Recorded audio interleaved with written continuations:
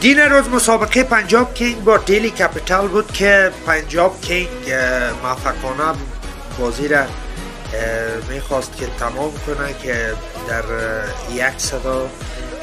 122 رنز و یک نفر هم اوت بود و خاطر دلیلی که پاکستان و هندوستان مشکل داشتن به او خاطر چراغای استادیوم گل شد و مسابقه لغو شد.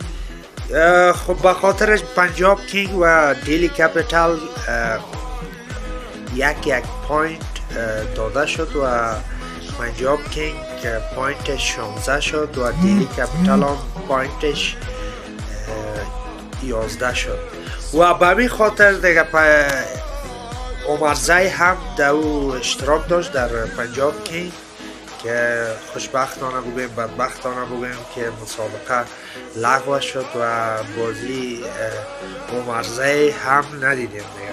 بازم با امید موفقیت های بیشترشان که ارزششان خوب بدرخشه و بچه های افغان هم در لیگ های مختلف اشتراک کردن، در بین خود بازی میکنن و IPL 2025 این اتفاقات میفته دیگه. هرچی که خیر باشه با امیده که بازی دیگه عمرزی خوب بدرخشه.